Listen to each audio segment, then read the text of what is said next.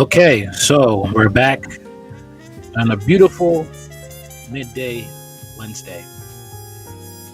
So let's get into the talk about Donald Trump and how he is basically telling us this is going to be a long 4 years. Our Talk Radio. Okay.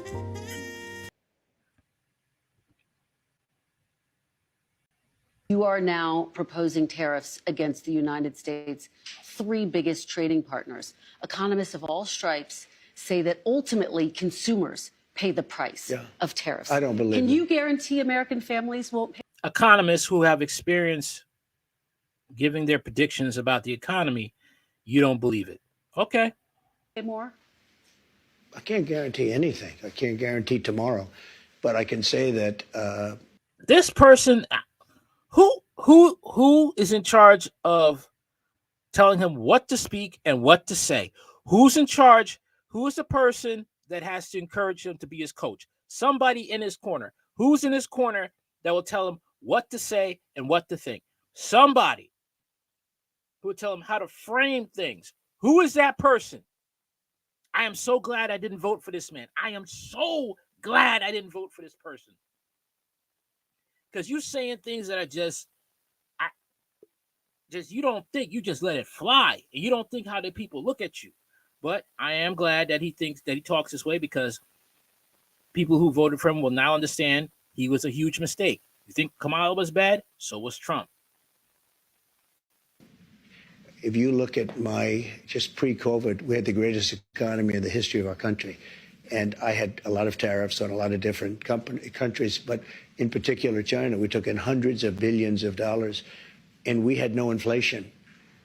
In fact, when I handed it over, they didn't have inflation for a year and a half. They won almost 2 years just based on... Talking about tariffs, you're in charge now, Trump. What about you, Trump? The fact that you said you can't guarantee tomorrow, you want to be the person to put up tariffs. You on a Joe Rogan podcast and said, I have this beautiful word. It's called tariffs. Tariffs is what I want. Tariffs.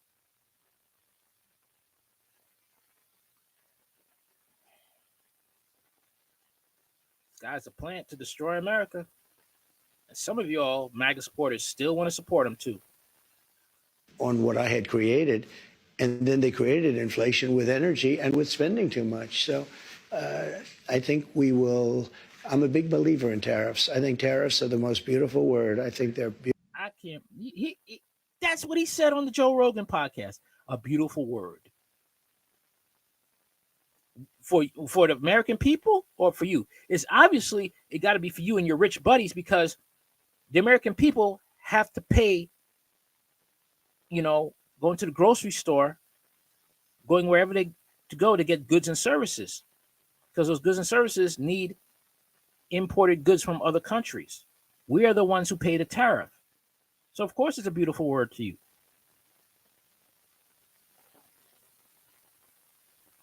Beautiful. It's going to make us rich. We're subsidizing Canada to the tune of over... Just remember, when he says makes us rich, he's not talking about you and me. He's talking about his rich buddies. $100 billion a year. We're subsidizing Mexico for almost $300 billion. We shouldn't be subsidizing. Why are we subsidizing these countries? If we're going to subsidize them, let them become a state. We're subsidizing Mexico, and we're subsidizing Canada, and we're subsidizing many countries all over the world. And all I want to do is I want to have a level, fast, but fair playing field.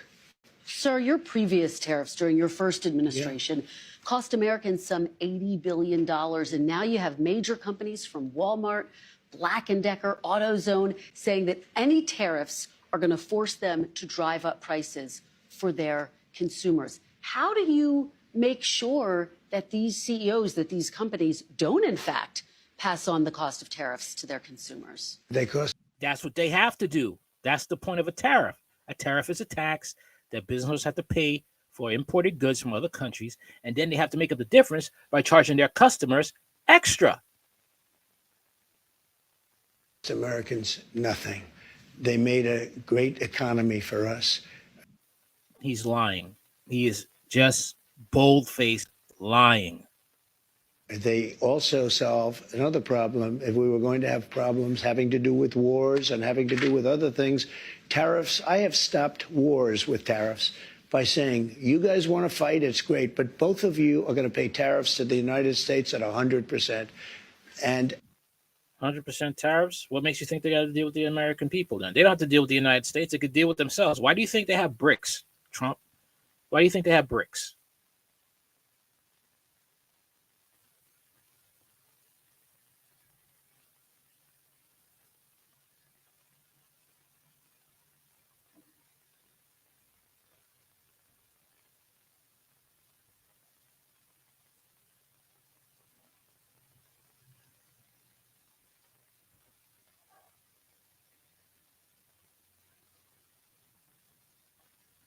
I mean,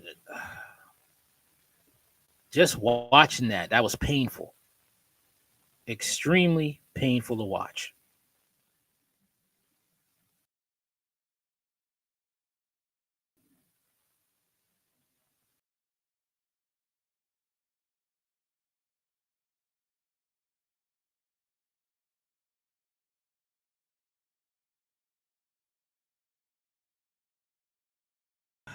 Washington AP, Donald Trump said he can't guarantee that his promised tariff on key U.S. foreign trade partners won't raise prices for American consumers, and he suggested once more that some political rivals and federal officials who pursued legal cases against him should be imprisoned.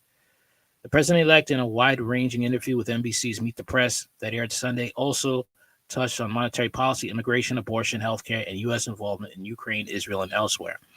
Trump often mixed declarative statements with caveats, at one point cautioning things do change.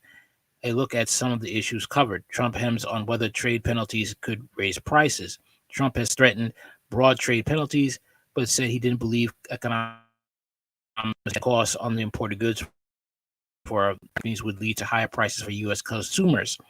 He stopped short of a pledge that U.S. households won't be paying more than as they shop. I can't guarantee anything. I can't guarantee tomorrow, Trump said, seeming to open the door to accepting the reality of how import levies typical work as goods reach the retail market. That's a different approach from Trump's typical speeches throughout the 2024 campaign, when he framed his election as a sure way to curb inflation. In the interview, Trump defended tariffs generally, saying they are going to make us rich. He has pledged that on his first day in office in January, he would impose 25% tariffs on all goods imported from Mexico and Canada unless those companies satisfactorily stop illegal immigration and the flow of illegal drugs, such as fentanyl, into the United States. He also has threatened additional tariffs on China to help force that country to crack down on fentanyl production. All I want to do is I want a level, fast, but fair playing field. That don't make any sense. Trump suggested retribution for his opponents while claiming no interest in vengeance. He offered conflicting statements on how he would approach the justice system after winning election, despite being convicted of 34 felonies in New York State court and being indicted in other cases for his handling of national security secrets and efforts to overturn his 2020 loss to Democrat Joe Biden. Honestly, they should go to jail, Trump said of members of Congress who investigated the Capitol riot by his supporters who wanted him to remain in power. President-elect underscored is a contention that he can use the justice system against others, including Special Prosecutor Jack Smith, who led the case on Trump's role in the siege on January 6, 2021. Trump confirmed his plan to pardon supporters who were convicted for their roles in the riot, saying he would take that action on his first day in office. As for the idea of revenge driving potential prosecutions, Trump said, I have the absolute right. I'm the chief law enforcement officer. You do know that. I'm the president, but I am not interested in that. Liar. At the same time, Trump singled out lawmakers on the special House committee who had investigated the insurrection, citing Representative Benny Thompson, Democrat of Missouri, and former Representative Liz Cheney, Republican of Wyoming. Cheney was behind it, so was Benny Thompson and everybody on that committee, Trump said. Asked specifically whether he would direct his administration to pursue his cases, he said no. That's a big lie, and suggested that he did not expect the FBI to quickly undertake investigation into his political enemies. At another point, Trump said he would leave the matter up to Pam Bondi, his pick as Attorney General. I want her to do what she wants to do, he said. Such threats, regardless of Trump's inconsistencies, have been taken seriously enough by many top Democrats that Biden is considering issuing blanket preemptive pardons to protect key members of his outgoing administration. Trump did seemingly back off his campaign rhetoric, calling for Biden to be investigated, saying, "I'm not looking to go back into the past." The same crap he did with Hillary Clinton. All right. During his election campaign, he was saying that, "Oh, I'm going to get her. I'm going to, you know, um, I'm going to nail her to the wall." He gets into office. Leave her alone. I know her husband. I know them. We're great friends. Swift action on immigration is coming. Trump repeatedly mentioned his promises to seal the U.S. Mexican border, deport millions of people who are in the U.S. illegally through a mass deportation program. "I think you have to do it," he said. He's just said he would try to execute action to end birthright citizenship, under which people born in the U.S. are considered citizens, although such protections are spelled out in the Constitution. Asked specifically about the future of people who were brought into the country illegally, as children have been shielded from deportation in recent years, Trump said, "I want to work something out," indicating that he might seek a solution with Congress. But Trump also said he does not want to break up families of mixed legal status. So the only way you don't break up the family is you keep them together and have them all sent back. Trump commits to NATO with conditions and waffles on Putin and Ukraine. In Project 2025, he is not going to end the war in Ukraine. He's not going to do that. Long a critic of NATO members for not spending more on their own defense, Trump said he would remain in an alliance if they pay their bills. Pressed on whether he would withdraw if he was dissatisfied with allies' commitments, Trump said he wants the U.S. treated fairly on the trade and defense. Typical no answer. He waffled on the NATO priority of containing Russia and President Vladimir Putin. He's not going to say nothing because you already know Vladimir Putin checked him, unless he wants other things to come out. Trump, hold on 1 second. Trump suggested Ukraine should prepare for less U.S. aid in its defense against Putin's invasion. Possibly, yeah, probably, sure. Trump said of reducing Ukraine assistance from Washington. Separately, Trump has called for an immediate ceasefire. He asked about Putin. Trump said initially that he had not talked to the Russian leader since Election Day last month, but then hedged, "I haven't spoken to him recently," Trump said when pressed, adding that he did not want to impede the negotiation. He's afraid of Putin. Trump says Powell is safe at the Fed, but not Wray at the FBI. The president-elect said he has no intention, at least for now, of asking Federal Reserve Chairman Jerome Powell to step down before Powell's term ends in 2028. Trump said during the campaign that presidents should have more say in Fed policy, including interest rates. Trump did not offer any job assurance for the FBI Director Christopher Wray, whose term is to end in 2027. Asked about Wray, Trump said, "Well, I mean, it would sort of seem pretty obvious that if the Senate confirms Kash Patel as his pick for FBI chief, then he's going to be taking somebody else's place, right? Somebody is the man that you're talking about." Trump is absolute about Social Security, not so much about abortion and health insurance. Trump promised that the government efficiency effort led by Elon Musk and Vivek Ramaswamy will not threaten Social Security. "We're not touching Social Security other than we make it more efficient," he said. He added that we're not raising ages or anything like that. Yeah, right. He is not specific about abortion or his long promise overhaul of the Affordable Care Act. On abortion, Trump continued his inconsistencies and said he would probably not move to restrict access to the abortion pills that now account for the majority of pregnancy terminations, according to Guttmacher Institute, which supports abortion rights. But pressed on whether he would commit to the position, Trump replied, I commit. I mean, do things change? I think they change." Reprising a line from his September 10th debate against Vice President Kamala Harris, Trump again said he had concepts of a plan to substitute the 2010 Affordable Care Act, which he calls lousy health care. He added a promise that any Trump version would maintain insurance protections for Americans and pre-existing health conditions. Well, remember Trump Care and how he said he would protect people with pre-existing health conditions, and you find out later that he lied about it? He did not explain how such a design would be different from the status quo or how he would even deliver on his desire for better health care for less money.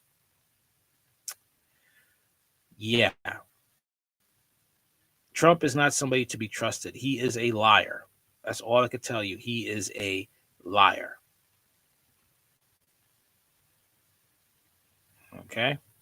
But let's talk more about this United Health CEO gunman. And seems like Nancy Pelosi is involved here too. Nancy Pelosi, what could be possibly the reason why she's involved? Huh? Let's take a look. Fair use.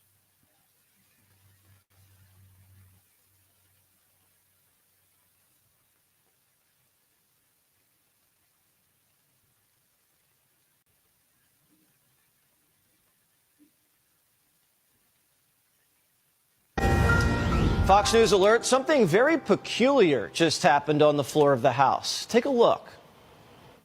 This is to notify you formally, pursuant to Rule 8 of the Rules of the House of Representatives, that I, the Honorable Nancy Pelosi, Speaker Emerita and U.S. Representative for the 11th Congressional District of California, have been served with third-party subpoenas from the prosecution and the defendant to produce documents in a criminal case in United States District Court for the Northern District of California. So Nancy Pelosi is being subpoenaed in a criminal case. What criminal case? That person who isn't Nancy Pelosi wouldn't say. Could it be related to the hammer attack on her husband, Paulie P? Because that trial starts next week. Does it have something to do with her husband's DUI? Or is there something behind door number 3? Maybe a little insider trading. The son's shady business dealings. We don't know. We asked Pelosi's office to explain. They said no comment. But subpoenas aren't nothing, especially in a criminal case. It suggests there's something Nancy does not want to hand over voluntarily. What could it be?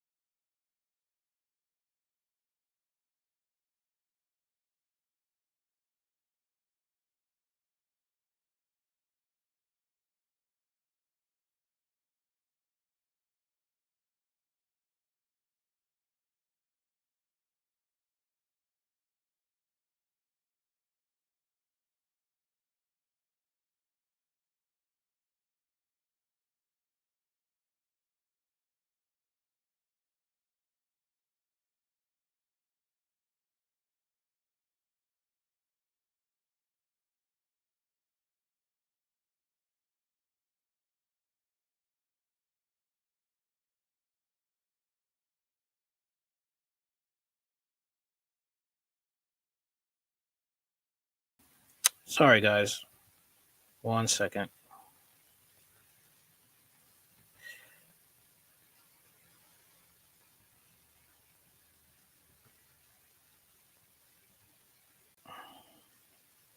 Here we are.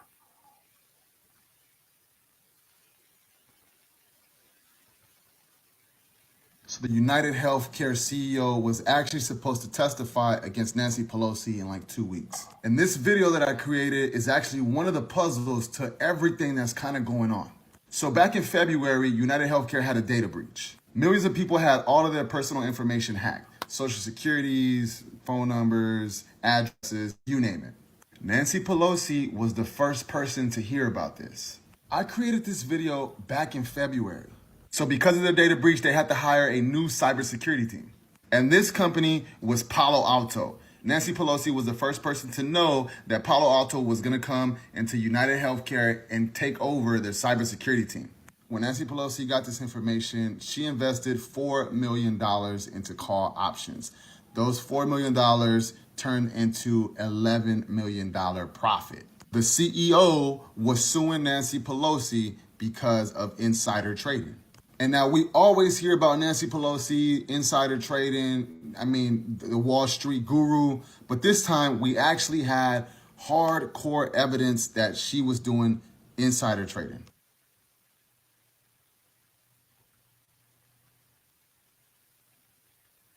I don't know. Tell me what you think. Do you think that that could have been the reason? Okay, that could be the reason why, possibly. It's a coincidence that guy ends up dead. Not saying the shooter possibly could have a motive for that, or maybe the fact that it could be a coincidence. It could be just the circumstances in our favor.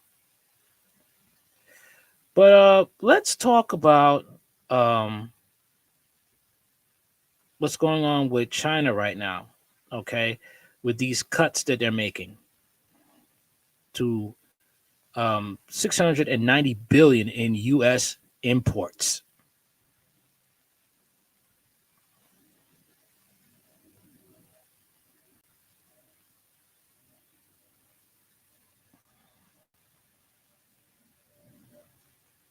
For those of you who don't know, imports are goods that are manufactured in another country to be sent to another country. Just like if there was a country wants to ban imports from America, they're banning goods and services from America. Been going after. Oh, 1 second. This? Or has China finally done what the rest of the world has only dreamed of? Let's find out. The comfort of knowing that China was their golden ticket. The U.S. was the soybean king, and China was the loyal buyer. But now, China's cutting back. Fast. From 40% of U.S. soybean imports in 2016 to just 18% in 2024. That's not a minor change. That's a complete upheaval. And guess what? Brazil's stepping in. So now what? U.S. farmers are looking at the wreckage of decades of trade and wondering where to go. States like Iowa and Nebraska see bankruptcies, job losses, and financial ruin. The U.S. agricultural industry, a staple of the economy for generations, now faces a battle for survival. And while there's some hope that other markets might step up, the reality is that no one can replace China's sheer purchasing power. States used to be the world's largest soybean exporter. In 2013, Brazil surpassed the U.S. in soybean shipments for the first time. Since then, Brazil's share of the global soybean trade has continued to grow, with Brazilian soybean exports reaching a record 3.7 billion bushels in 2023. At the same year, American soybean exports were reduced to 1.8 billion bushels, just half the Brazilian soybean export volume. But the effects aren't just being felt in rural America. The disruption to the U.S. soybean trade is impacting related industries across the board. Machinery manufacturers, logistics companies, and even businesses that depend on the trade to stay afloat are facing significant challenges. When a trade partner as large as China walks away, the whole supply chain begins to crumble. And this is just the beginning. Let's take a step back and look at the broader picture. While China is pulling away from U.S. agriculture, it's simultaneously strengthening ties with other countries. Brazil, for example, is now reaping the rewards. And China isn't just... Like I said, who is America again? Who is Donald Trump? Trump looked like a chump. Nobody's scared of him. Okay, we'll deal with it amongst ourselves while America suffers. Still think he was a good choice, MAGA? Looking for new markets. They're investing in new technologies and infrastructure to support their agricultural sector. This isn't about a temporary setback. This is a long-term reorientation of China's trade and investment strategy. So, if China can walk away from soybeans, what about technology? How can the U.S. protect its dominance in the semiconductor market when China is doubling down on becoming self-sufficient? What happens when your technological future is threatened by tariffs and your dependency on a competitor's products suddenly becomes a liability? You make a choice. You innovate. And that's exactly what China's doing. For years, the U.S. held the semiconductor crown, dominating the market and controlling the tech narrative. But with tariffs hitting Chinese imports, China isn't sitting on its hands. They're doubling down on tech independence. The Made in China 25 initiative is in full swing, and China's tech giants are now on a mission to build their chips. Not to mention, they've already started slashing imports of U.S. semiconductors like Qualcomm and Micron's products. The U.S. thought it could use its dominance in this market to its advantage in semiconductors are what's in your cars, laptops, okay, and a lot of things that we need in America. So, like I said, this is going to be a long 4 years. the ongoing trade war with China. But instead, it's pushed China into overdrive. China is not only improving its semiconductor capabilities, but is also positioning itself as a future tech leader.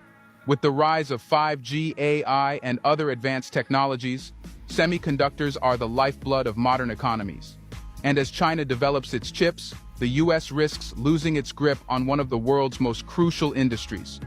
Now, you'd think this would hurt China, right? But it's the U.S. feeling the burn. As China pushes to develop its chips, demand for U.S. technology drops. This isn't just about losing some revenue. This is about losing dominance in the most critical market in the world. Imagine if China fully develops its tech ecosystem. The U.S. could go from tech leader to tech follower. The stakes are high, and China isn't backing down.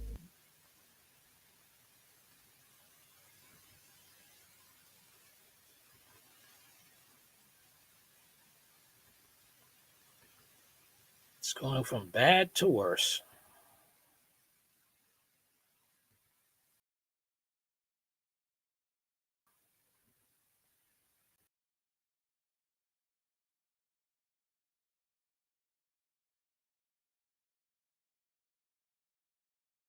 A tech rivalry between the U.S. and China is heating up. China on Tuesday announced they would ban exports of gallium, germanium, antimony, and some super hard materials to the U.S. China is the major producer of these chemical elements, which are used in batteries, computer chips, military technology, and weapons. It came a day after the U.S. slapped new restrictions on China's semiconductor industry by limiting exports to 140 Chinese companies.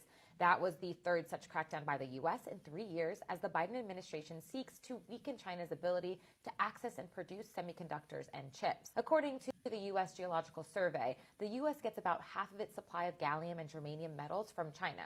And this growing chip war has caused prices of those and other impacted minerals to rise in the past year. Both countries say national security concerns are the reason behind their export controls. All of this comes as President-elect Donald Trump threatens to raise tariffs on Chinese imports once in office.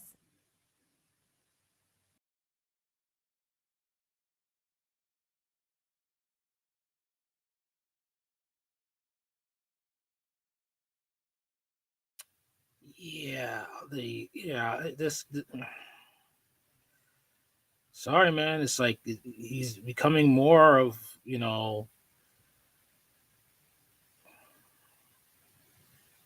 more of clown in chief.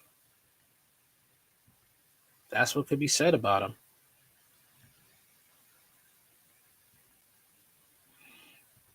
All right. So we're going to be talking about X, formerly known as Twitter. What's going on there?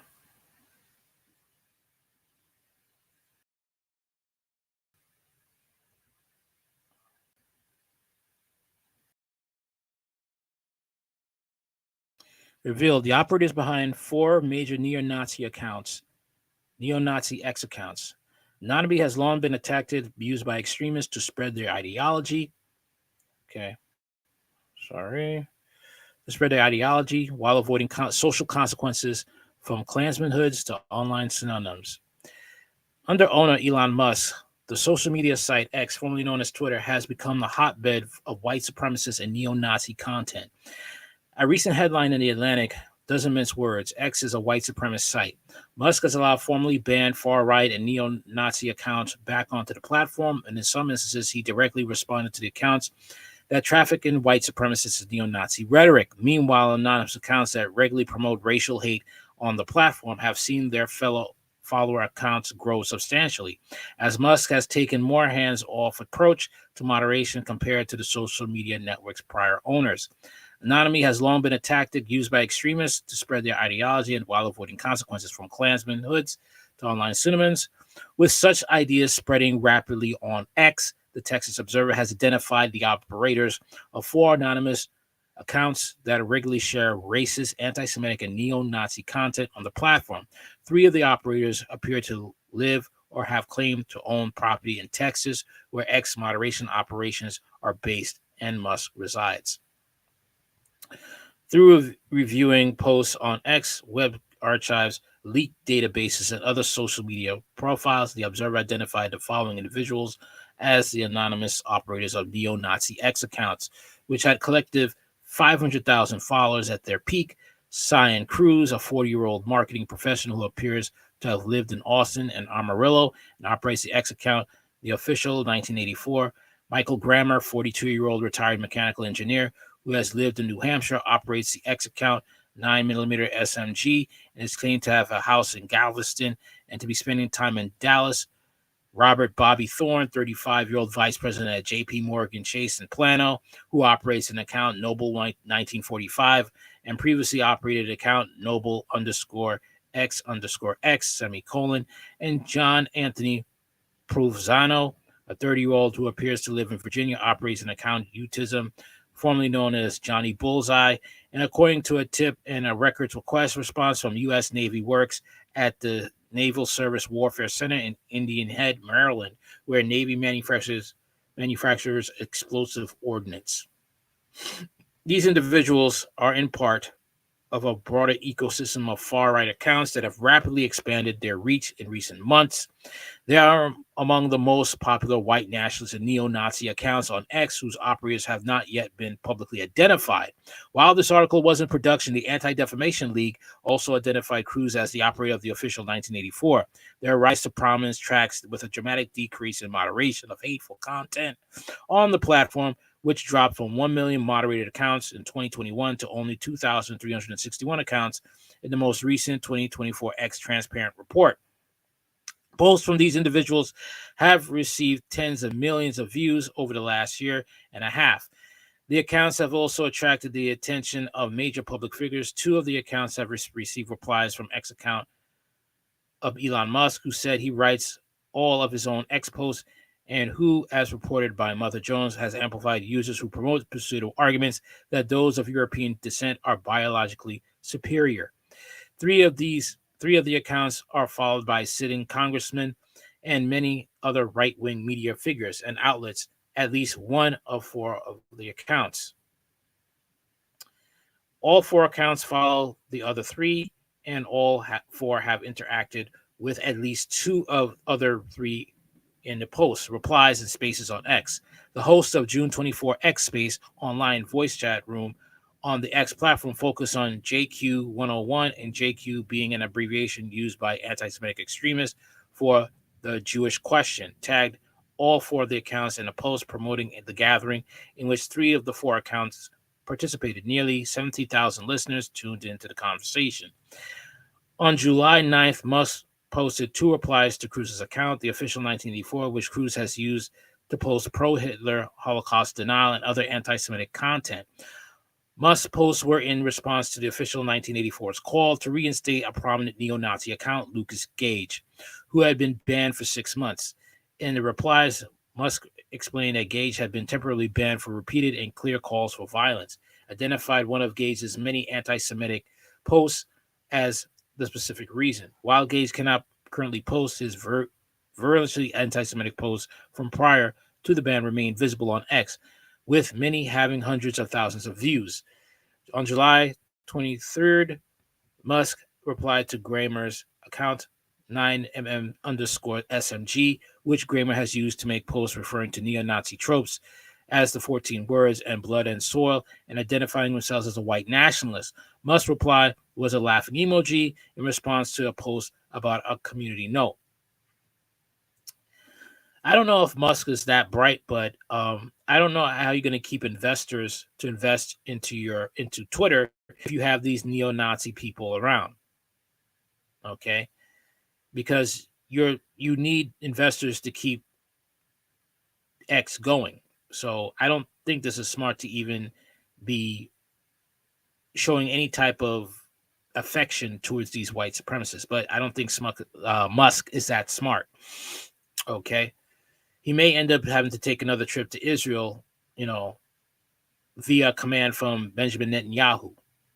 He may have to do that again.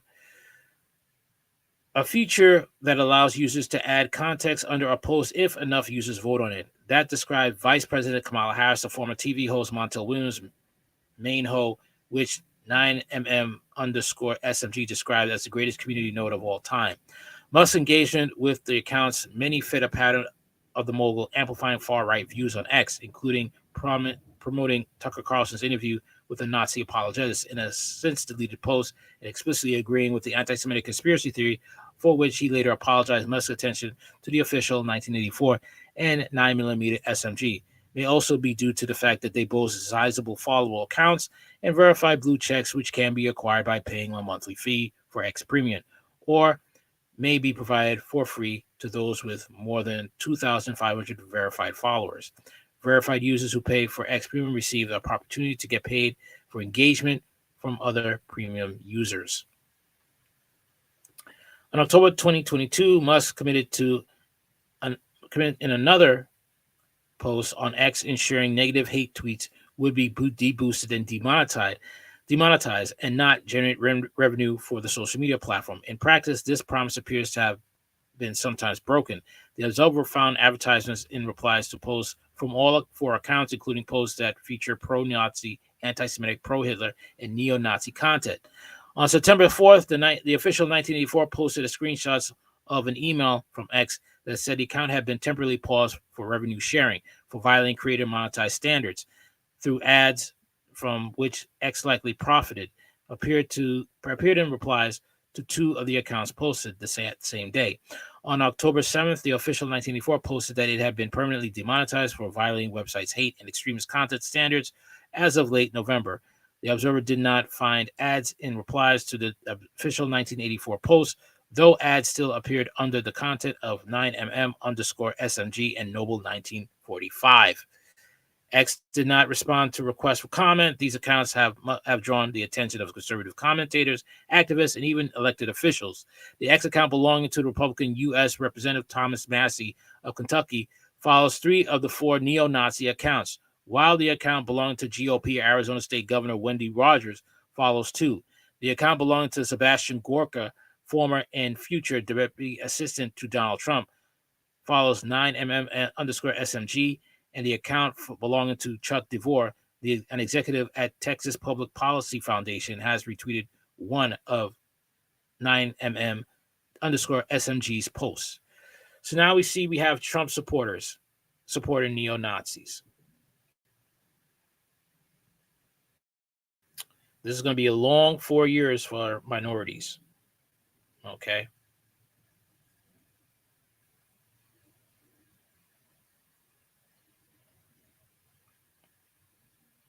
Especially Black MAGA supporters.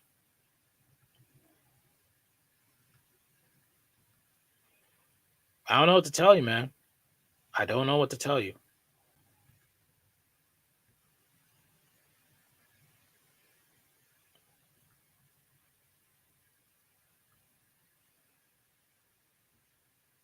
Because a lot of you is going to take Trump to basically clearly be a dictator. There's no way to get around it.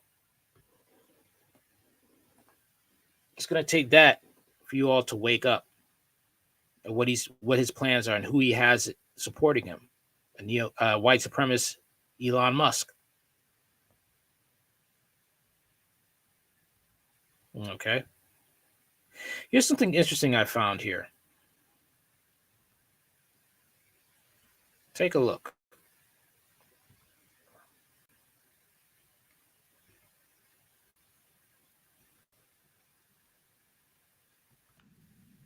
I have figured it out. I figured out what Trump's plans are for Elon Musk. Hold on just a second. Bear with me. ChatGPT. Hey, good morning. Good morning, Todd. How's your day starting off? It's awesome. You want to play a quick game? Absolutely. I'm up for a game. All right. What Hey, do you have in mind? say the United States became an autocracy. The United States is a federal republic and a representative democracy, meaning it's governed by elected officials representing the people. Yeah, but this is a hypothetical scenario where it becomes an autocracy. Got it. A hypothetical scenario. If the United States were to become an autocracy, it would mean power is concentrated in the hands of a single ruler or a small group with limited political pluralism. The ruler would have significant control over laws, policies, and governance, with less input or opposition from other branches of government or the public. Gotcha. Okay. Now, so say the leader of that autocratic government got upset with, say, SpaceX or Starlink, and they have some significant government contracts. And so say the leader of this new government got upset with Elon Musk. Could that government nationalize both companies? In an autocracy, the leader would have a lot of power to make sweeping decisions, potentially including nationalizing companies like SpaceX or Starlink. Nationalization would mean the government takes control or ownership of these companies. The process would likely involve legal and financial steps and could be controversial, especially if it impacts international relations or the economy. And what would Elon Musk be left with? If the government nationalized SpaceX and Starlink, Elon Musk might still have his personal wealth, other business ventures, and assets not tied to those companies. He's also the CEO of Tesla and Yeah. involved. I got that. So is it only non-publicly traded companies that can be nationalized, or can those be nationalized also? Both publicly traded and privately held companies can be nationalized. Nationalization is a process where a government takes control or ownership of a company, regardless of its public or private status. Gotcha. Thank you. So what if that leader was just an insane narcissist? How would he feel if he was around someone that is wealthier and more intelligent than himself? Say Elon Musk. How would he feel towards Elon Musk? An insane narcissist. Trump would probably find a way to belittle him, or if he could, we don't know. He has bragged that he could shoot somebody in the middle of town square and not get arrested.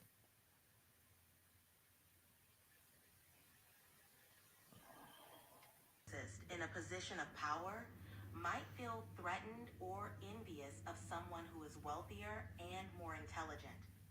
This could manifest as hostility, attempts to undermine or discredit the other person, or efforts to assert dominance.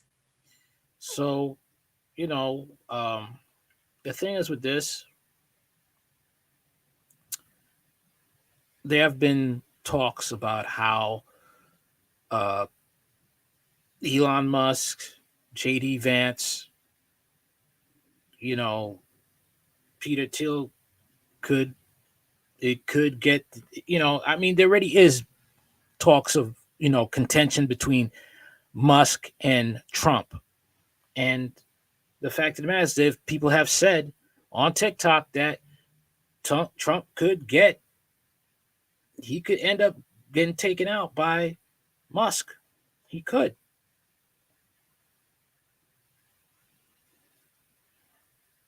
Okay, I don't want that to happen. I really don't want that to happen. I don't want um something bad to happen to Trump. I really don't.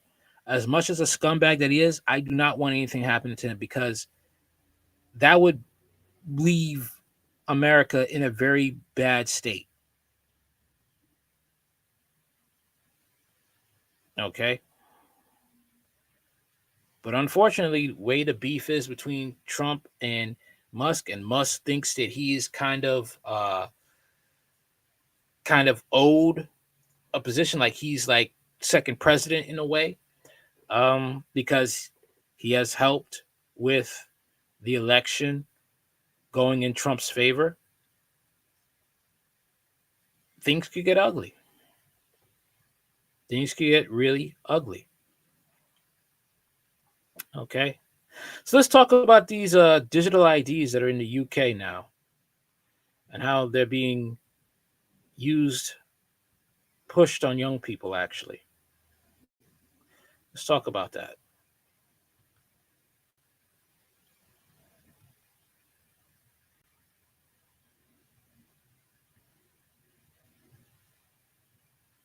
Young people in the UK will soon be able to use government-backed digital ID cards on their smartphones to prove they are old enough to purchase alcohol. This change is set to take effect next year, as part of a broader initiative to move more state functions online. The digital ID system will allow individuals to sign up with certified companies that meet government-set standards for security and reliability. Users can then use a smartphone app to verify their age when visiting pubs, restaurants, and shops. This initiative is part of the Data, Use and Access Bill currently before Parliament. Companies providing digital identity services can seek independent certification against government standards, and if successful, they can join a government.uk register and display a trust mark.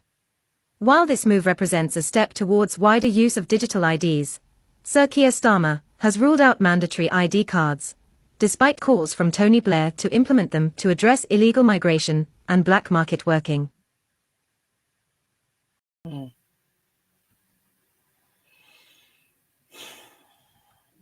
So we track people.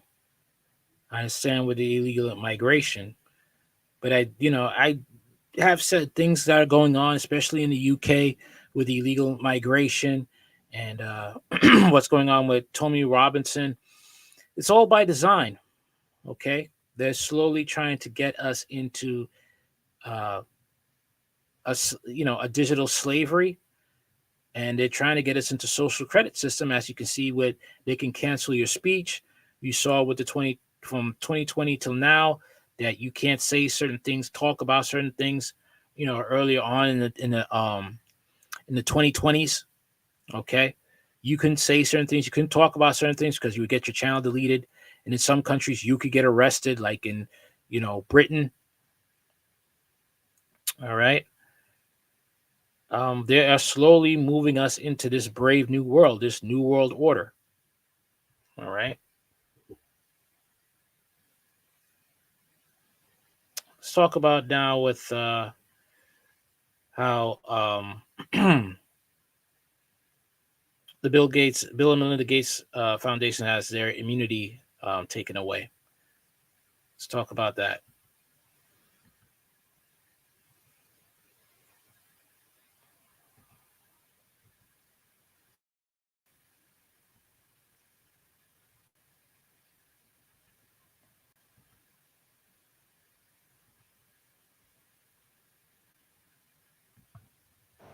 The Bill and Melinda Gates Foundation has suffered a major setback after the High Court suspended its privileges and immunities under the Privileges and Immunities Act, which had been granted by the government. The foundation, renowned for its global initiatives in health, education, and poverty alleviation, had enjoyed legal protection and benefits typically accorded to recognized non-governmental organizations. Our reporter, Vera Mora, with the details. The High Court, through Justice Bahati Mwamuye of Milimani High Court, ruled that privileges conferred through legal notice number 157, dated October 4th, 2024, will remain suspended pending the hearing and determination of the case filed by the Law Society of Kenya. The legal notice, signed by Foreign and Diaspora Affairs Cabinet Secretary Musalia Mudavadi on September 19, 2024, granted the foundation exemptions typically reserved for diplomatic missions and international organizations. Additionally, the judge prohibited the foundation, its directors, officers, staff, and agents from continuing to enjoy privileges and amenities, and directed the Attorney General N. Mudavadi to collect and preserve all documentations related to the privileges granted to the foundation to be included in their court responses. Both the Ministry of Foreign Affairs and the foundation were ordered to file their responses by December 10, 2024. This court directive stems from a petition filed by the Law Society of Kenya, which challenged the nature of the privileges granted to the foundation. The society argued that the foundation receipt of government immunity places it beyond the reach of Kenya's laws, undermining the legal rights of citizens and local organizations. Okay. All right.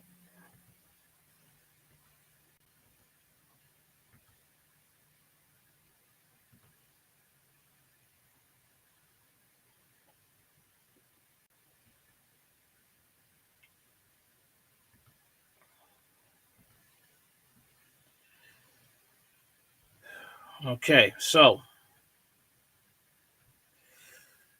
in his ruling, Justice Myobe ordered immediate suspension of the legal notice pending their in parties hearing and determining of the case.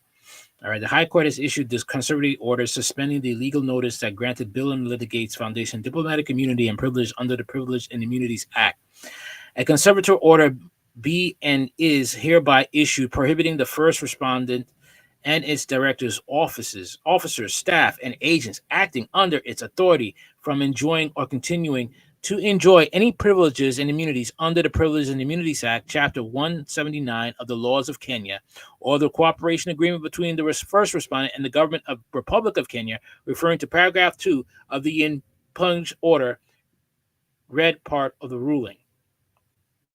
The judge further prohibited the Gates Foundation and its staff from enjoying any privileges or immunities under the Privileges and Immunities Act or the cooperation agreement with Kenyan government until the matter is resolved.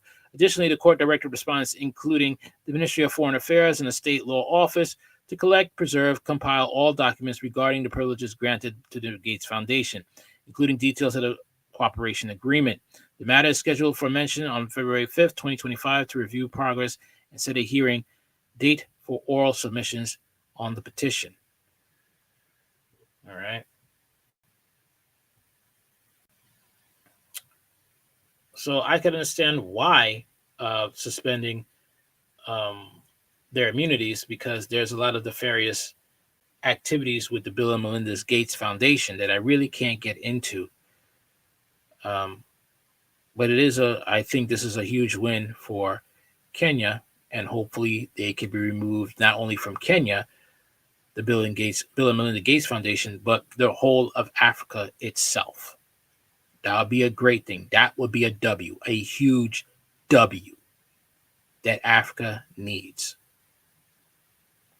Because Bill Gates is a monster. Okay, that's all I have for now. Like, share, comment, subscribe. See you on the next one.